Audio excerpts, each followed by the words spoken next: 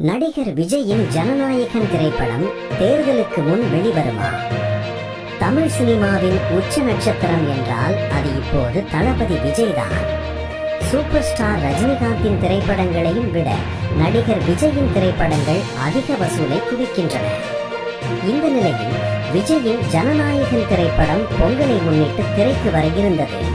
ஆனால் படத்தின் தணிக்கை சான்றிதழ் குறித்த சர்ச்சையால் இன்னமும் படம் வெளிவரவில்லை.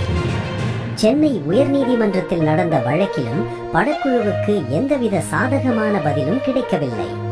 தற்போது உச்சநீதிமன்றத்தில் தயாரிப்பாளர் வழக்கு தொடரலாம் என்பதால் தணிக்கை குழு மனு ஒன்றை தாக்கல் செய்துள்ளது.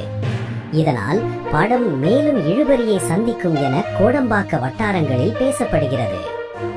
சட்ட ரீதியான சிக்கல்கள் நிறைவடைந்து எதிர்வரும் 28ஆம் தேதிக்கு முன்னர் ஜனநாயகன் திரைப்படம் வெளியாகாவிட்டால் தமிழக சட்டமன்ற தேர்தலுக்கு பின்னரே இத்திரைப்படம் வெளியாக வாய்ப்புள்ளதாக தெரிவிக்கப்படுகிறது. தேர்தல் அறிவிப்பு பிப்ரவரி இறுதி வாரம் அல்லது மார்ச் முதல் வாரத்தில் வெளியாக உள்ளதால் அரசியல் படங்களை வெளியிட மத்திய தேர்தல் ஆணையம் தடைகளை விதிக்கும். இதனால் ஜனநாயகன் திரைப்படம் பிப்ரவரி 28ஆம் தேதிக்கு முன்னர் கட்டாயம் வெளியாக வேண்டும். ஆனால் திரைப்படத்துக்கு ஏற்பட்டுள்ள சட்ட ரீதியான சிக்கல்களை கடந்து தணிக்கை சான்றிதழ் பெற இன்னும் 1 மாதமேனும் செல்லும் என வழக்கறிஞர்கள் தெரிவிக்கின்றனர்.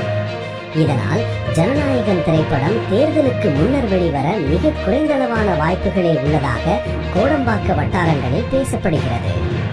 இந்நிலையில் ஜனநாயகன் சர்ச்சை பற்றி முதன்முறையாக ஆங்கில ஊடகம் ஒன்றுக்கு பேட்டி கொடுத்துள்ள நடிகர் விஜய், தயாரிப்பாளரை நினைத்தால்தான் எனக்கு வருத்தமாக இருக்கிறது. நான் அரசியலில் நுழைவதால் என்னை குறிவைத்து இதுபோல் ஏதாவது நடக்கும் என நான் எதிர்பார்த்தேன். அதற்கு மென்டலி தயாராகவும் இருந்தேன் என கூறியுள்ளார்.